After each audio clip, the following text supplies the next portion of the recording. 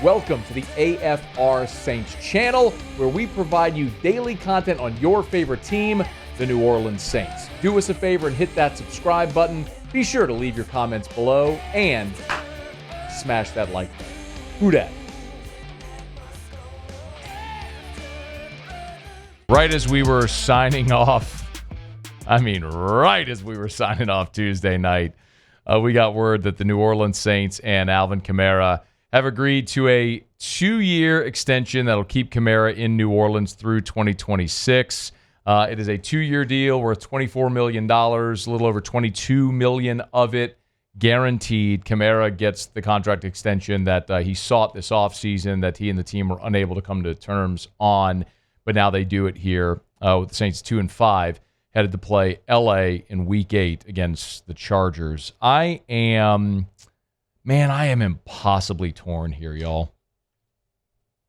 I am impossibly torn by this decision because I love Alvin Kamara, but I do not think this is best for the New Orleans Saints. Let me take each piece of those and then I'll weave it together to make you understand.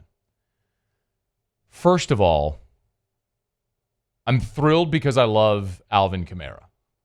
Early in his career, we used to joke here that I would say, I don't love Alvin Kamara. I am in love with Alvin Kamara. It has gone to that level, my affection for him. He is one of my favorite Saints of all time. When I was a kid, my guy was Dalton Hilliard, had the 21 jersey.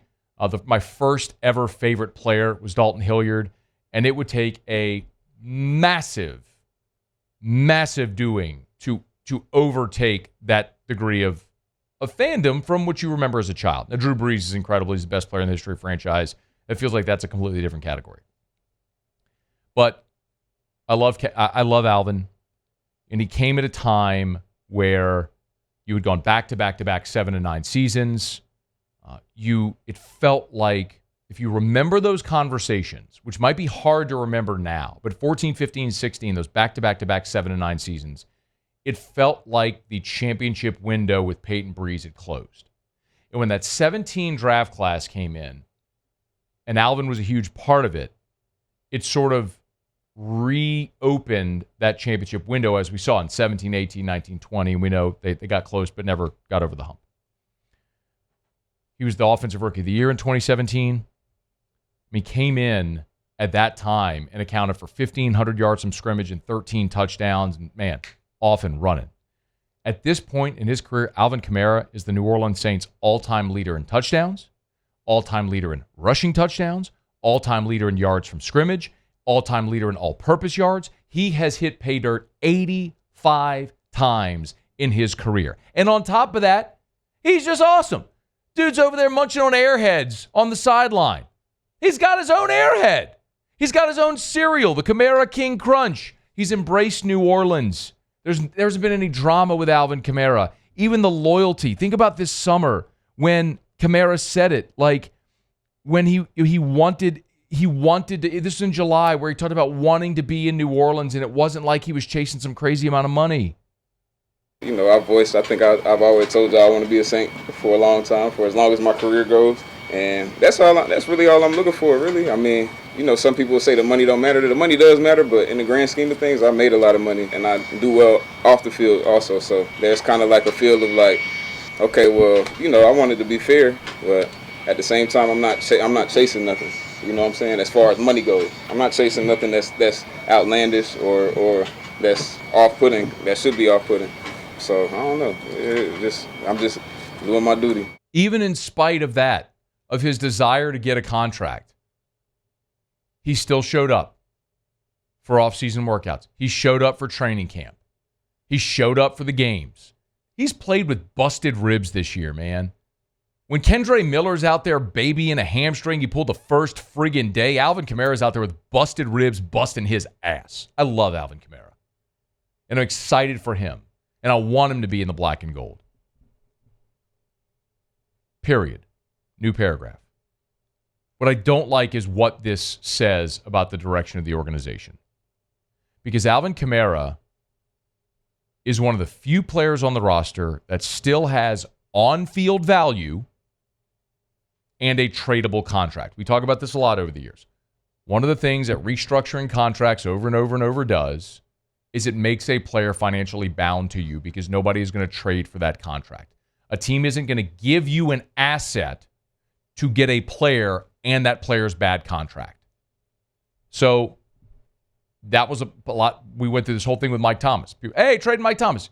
He's a broken down player with a terrible contract. Who's going to give you an asset for that? Nobody. He's free agent. Nobody's signing him.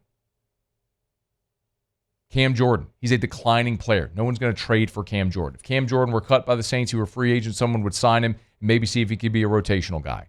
But nobody's giving you an asset for Cam Jordan. You could look at Taysom Hill.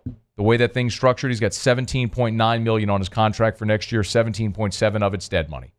So if you're the Saints, you could either pay $17 million to have Taysom on your roster or $17 million to not have Taysom on your roster. It's a wash. Of course, you want him. Kamara's one of the few guys that you could trade and get an asset.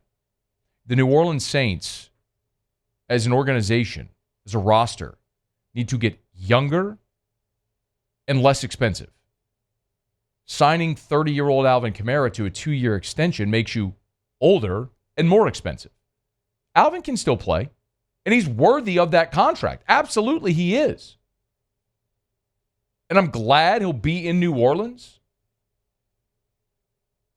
But New Orleans isn't 30-year-old Alvin Kamara away from competing for a championship. And that's the problem. They feel like they are still competing, despite the fact that the entire organization is ablaze around you. You're 2-5. The loss of a center and a gadget player completely decimated your offense. I mean, we literally saw it half to half against Atlanta. You went from unstoppable, Taysom Hill gets hurt, can't do anything. Like, you are a house of cards. The first 2 weeks were a mirage. It wasn't real. I mean, the results were real. We saw it. The league adjusted. You got exposed. Injuries exposed your lack of depth and exactly what you are, and we've seen what's happened. I'm glad we get to see Alvin. We're just not going to get to see Alvin play on winning teams, and that's the disappointing part. And this only further solidifies the belief the Saints have that they are close to winning. But all it really does is guarantee the Saints are drifting further and further away from being a winning organization. I'm glad for Alvin. I'm glad he got paid.